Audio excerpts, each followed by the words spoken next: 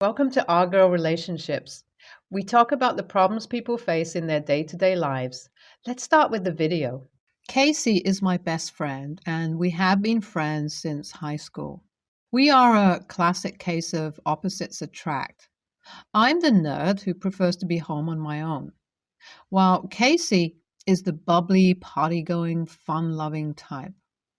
For some weird reason, we work and are perfect for each other. Casey doesn't deal very well with stress, and recently she has been under a lot of it. Her sister passed, giving birth to a child, and the father wasn't in the picture. I don't know if Casey really knew him.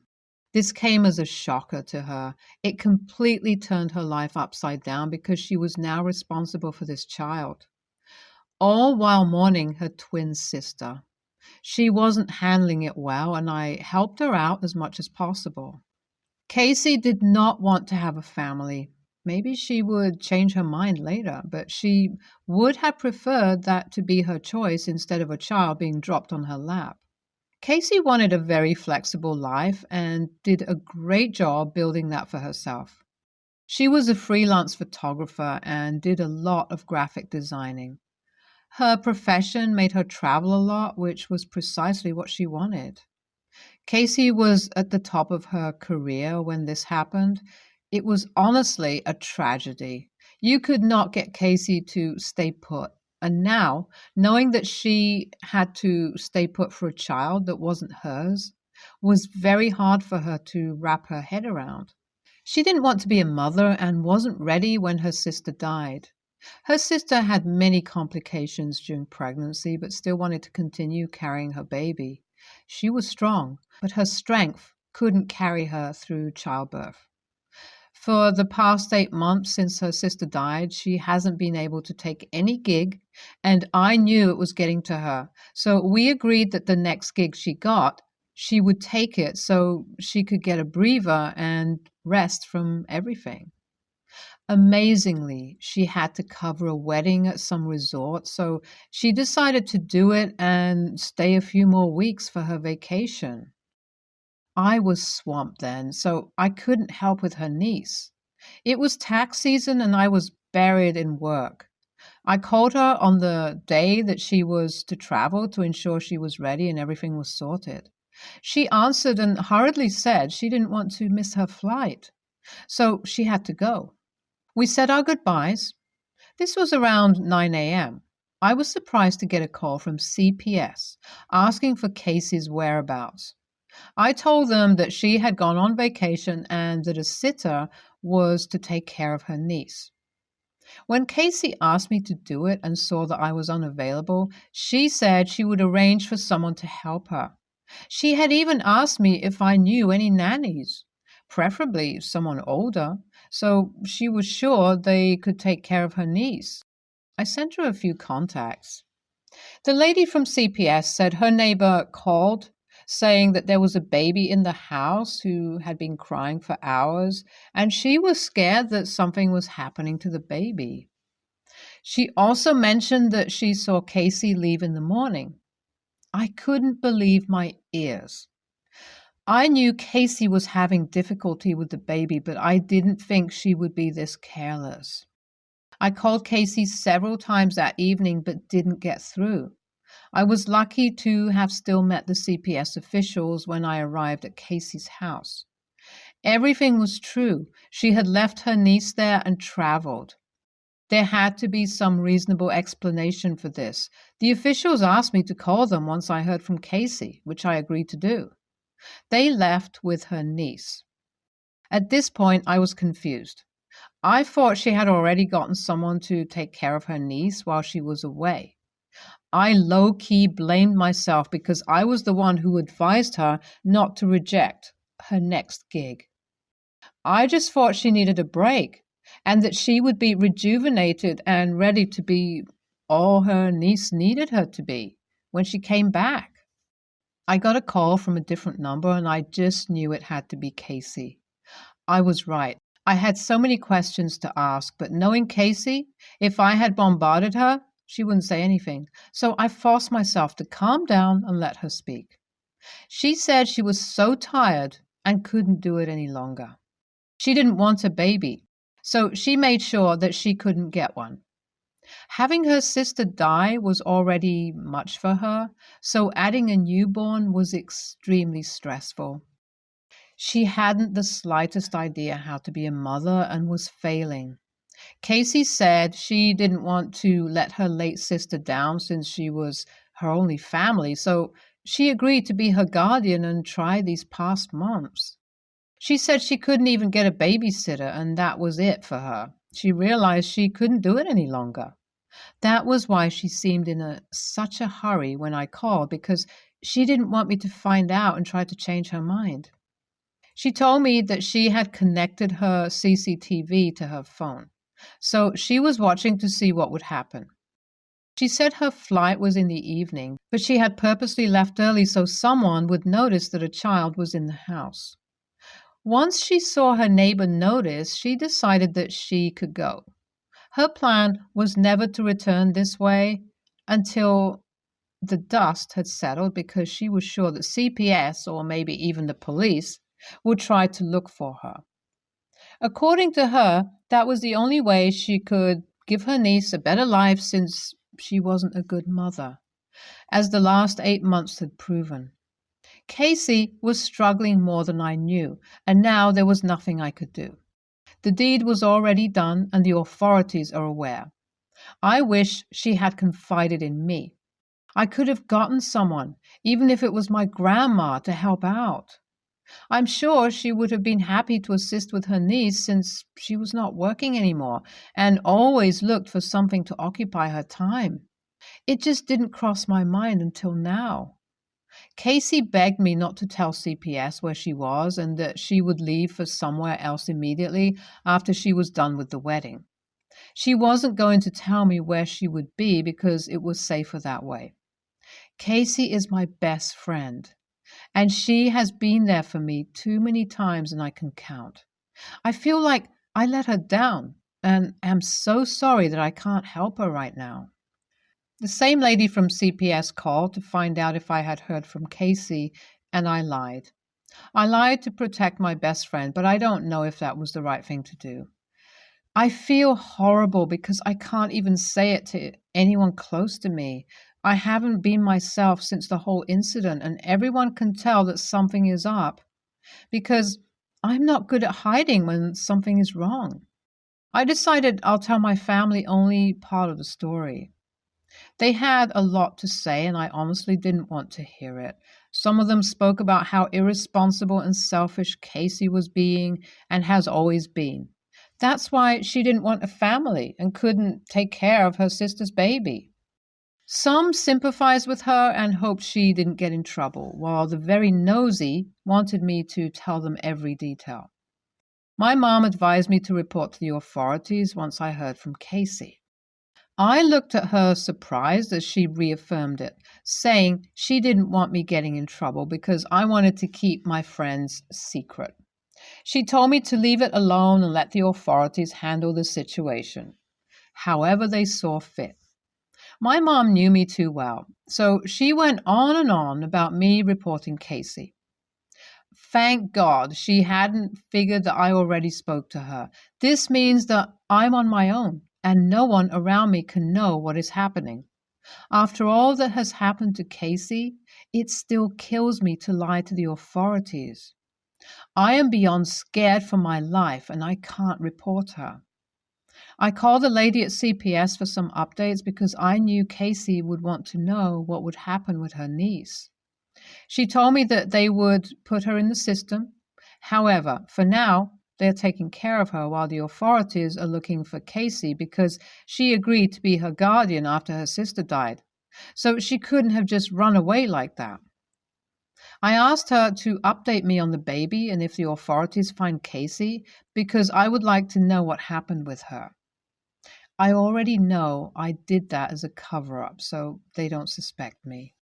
NTA, I completely understand your position and you feel like no side is correct. If you report to the authorities, Casey will get in trouble. If you don't, it may affect her niece. I don't think even if they find Casey, they will return her niece to her, so I say just let it be. YTA.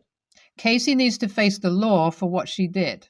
She agreed to be the legal guardian of that child, so what happens to her is her responsibility. What if something terrible happened to her when Casey was away?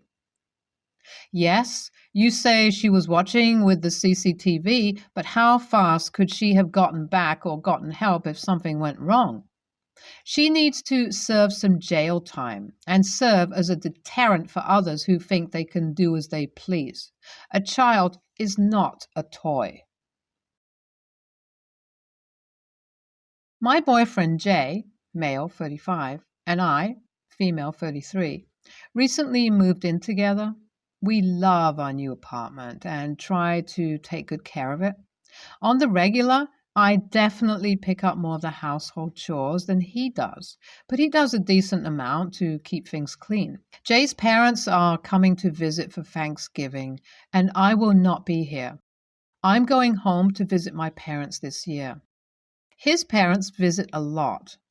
I'm talking like every 2 to 3 weeks since my boyfriend's older sister recently had a baby and she lives in the same city as us. He also has a younger brother who lives near us. Jay's parents are insistent on staying at our apartment over his brother or sister's place when they come to visit because they find it the most comfortable. I like his parents, but do find their constant visits a little overwhelming. Jay agrees, but isn't comfortable confronting them about it. Anyway, their last visit was 3 weeks ago. Jay had a business trip scheduled. They asked if they could still stay with me even though Jay wasn't going to be around. I asked Jay if they could maybe stay at one of his siblings' place instead, but our place is definitely the biggest and most comfortable, so he felt bad asking them to cram into his brother or sister's spot. It wasn't a huge deal, so I agreed. The day before they were set to arrive, Jay left on his business trip. He'd had a stressful week, and so the apartment was pretty messy when he left. I didn't want his parents to come to stay in a messy place, so I spent my whole Friday night cleaning for their visit, doing all the laundry and putting it away, washing all the sheets and towels for them, and setting up the guest bed, dishes, and vacuuming. Jay was very grateful, but if I'm being completely honest, I was a little annoyed by the situation. Me hosting his parents and being the only one prepping for their arrival despite there being other family members nearby who could have stepped in. I did share that with Jay, and he understood and apologized for putting me in that situation. Anyway, his parents are set to arrive tomorrow, and Jay and I have both been slammed with work for the past few days. I left to go home to my family today and admittedly left the place a little messy because I was stressed and rushing. Jay just got home from work and texted me saying he's super annoyed that I left the apartment messy and saying he doesn't have time to properly clean it before his parents arrive. I pointed out how I cleaned and took care of his parents without his help last time, and mentioned that he's not the only one busy with work and that we both need to be taking care of things equally around the house. He told me I was being spiteful and is now being short and cold towards me. I really feel like he's viewing this situation selfishly, but he seems very annoyed with me. AITA? NTA. He did no cleaning before his trip, and you did all the work. Now the tables have turned, and he criticizes you. Nope, that's not going to work.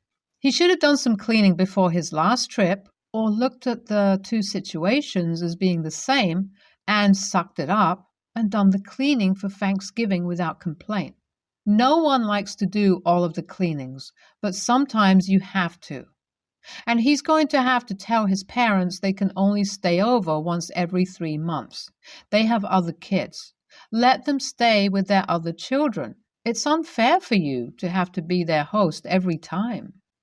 I was on the fence at first, but halfway through, it's clear you're NTA. It's basically a repeat of what happened when your boyfriend had to leave. Except you're the one leaving instead. I don't see what's so unfair about the situation. Also, not for nothing, but if his parents are visiting this often, they shouldn't expect a spotless place every time they're over, if it's once a month. Especially around the holidays, like people get busy and sometimes it's not possible to have everything spotless. So there's some laundry piled up. Maybe the dishwasher is full and still needs to be run, unloaded. Maybe the garbage is a little full, etc. Sounds like you guys need to have a chat about expectations about his parents visiting and explain to them that if they're going to be coming so often, that on occasion the place might be a bit messy. And if they don't like that, then there's always boyfriends, siblings to stay at. Yeah, you're deaf, not TA. NTA, your answer to him hits the nail on the head. It's a shared responsibility, and if he lets household work pile up as much as you did, he is in no place to be angry at you, especially after those situations where you had to spend much time cleaning the pile happened before and could have led to improvement in chore management. I, 25 female, have been looking after my mom, 52 female, and my oldest sister, 35 female, since I was 14 years old. My oldest sister has always been reckless with money and has no goals in life. I know she has past trauma, but I honestly just don't care. Since I was 14, I have been working, giving all my money to my mom to support the household as she's physically unable to work, and my oldest sister loses every job she gets. She always seems to lose her job after a month or so because she turns up late all the time or just doesn't go in. My mom and her are always arguing as she comes home drunk. My mom is a Muslim and doesn't drink. And she leaves alcohol bottles all over the place near my mom's praying spaces, etc.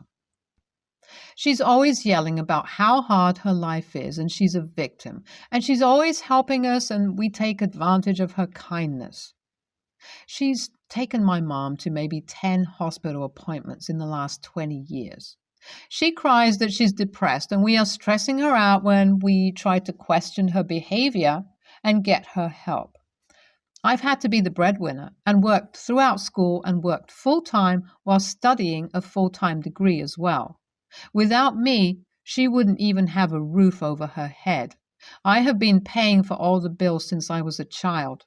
She's never thanked me. She's never shown any gratitude that I've had to deal with every single financial issue in this house. I'm now in a position where I can afford to move out into my own place, and I'm leaving next month. We currently live in government-supported housing, and I've arranged for my mom to move into a one-bedroom flat.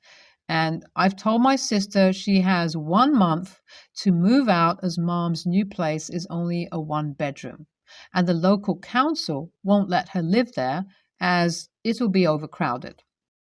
I have refused to tell her the new address and told her if she moves in with mom, I will report her for overcrowding the flat. Since then, she's been telling all of our extended family that I'm making her homeless, kicking her out on the street, and that I'm the a-hole. My family is now blowing up my phone telling me that I'm a bad person and I simply do not care. I have no sympathy for her, and if she ends up on the streets, I truly do not give a damn. AITA here? NTA, your sister has gone long enough in her adult life to know that bills have to be paid. She's gotten used to being a mooch and getting her way. Tell your family that if they're so worried about her well-being and they don't want her to be homeless, then they can support her and let her move in with them. But you're done. It's admirable that you're taking care of your mom and that you found a place for her. Make sure your mom understands that the apartment is for her and that if she lets anyone move in with her, then you won't pay for it. That will be the next attempt to circumvent your decision. Your mom will fall for the guilt trip and your sister will be there before you can sneeze. Every family member that contacts you about this, thank you for volunteering to provide sister with a place to stay. I will let her know she can move in any time. Just repeat that. You have taken good care of your mother, and seriously, the disrespect of your sister on display, alcohol near a prayer place. I'm not religious, but I wouldn't do that. Just not okay. Might be why those people are blaming you. They are afraid of her becoming their problem.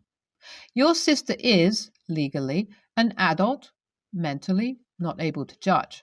So, therefore, she is not your problem, not your responsibility. She is her own problem and responsibility. Your solution for your mother, the one-bedroom apartment, is great, saves her from being taken advantage of. Also, if those people continue to harass you, feel free to block them or reply with the above suggestion and add to that just how much your sister has helped you and your mother. You are just stopping taking advantage of your sister's generosity. They should be happy. NTA, at a certain, you can't keep enabling this behavior from your older sister because one day your mom will be gone and she will be looking for you to support her. You deserve to have your own life and spend your own money on what you want. It's not your responsibility to support a grown adult. It's best to do it now than later.